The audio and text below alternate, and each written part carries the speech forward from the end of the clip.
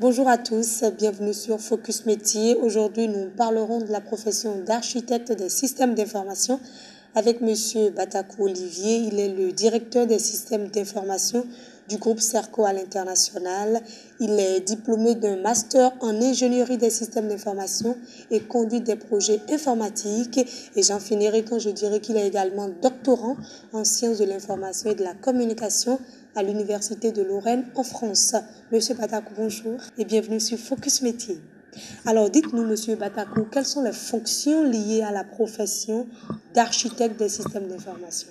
Il faut comprendre qu'il y a un besoin certain aujourd'hui des entreprises donc, à maîtriser l'ensemble de leur fonctionnement. Et donc il faut, pour atteindre les objectifs que l'entreprise se fixe, avoir des procédures claires, des processus, savoir qui fait quoi, comment et quand.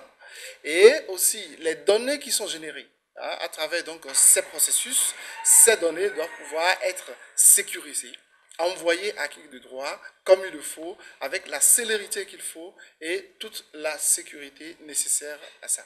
Alors donc l'architecte du système d'information vient travailler donc aux côtés du président ou bien du responsable de l'entreprise pour définir une stratégie informatique qui va soutenir donc les stratégies de l'entreprise. Donc pour ce faire, il faut comprendre clairement donc les objectifs de l'entreprise. Il faut après définir les processus donc, qui vont avec ces objectifs, choisir les acteurs. Monsieur Batakou, dites-nous, depuis quand vous exercez cette profession d'architecte des systèmes d'information au Bénin et quel a été un peu votre parcours? Alors, j'exerce cette profession, disons, depuis 5 ans environ. Sinon, que j'ai commencé réellement il y a 10 ans en tant que directeur donc, technique, parce que dans le temps, c'était responsable informatique, directeur technique. Et avec l'évolution donc du groupe dans lequel je travaille, donc je rappelle en passant que je suis effectivement, comme vous venez de le dire, le directeur du système d'information du groupe Serco, qui est installé donc dans la sous-région. Cette fonction a évolué et il faut pouvoir maîtriser dans sa globalité en réalité donc les flux d'informations. Pour les jeunes qui nous suivent, qui viennent d'avoir le baccalauréat, quelle formation suivre pour devenir comme vous? Alors, j'ai d'abord suivi une formation comme tout le monde. Je n'ai jamais voyagé, je n'ai jamais quitté le pays. J'ai fait d'abord une formation donc en informatique industrielle et maintenance de base. Donc électronique et automatisme et autres. Mais après, j'ai eu un goût particulier donc pour les télécommunications. Ce qui m'a amené donc à faire un cycle de 3 ans pour devenir donc ingénieur en télécommunications donc, et réseau informatique. Alors, c'est là, en réalité, ma spécialité en tant que telle.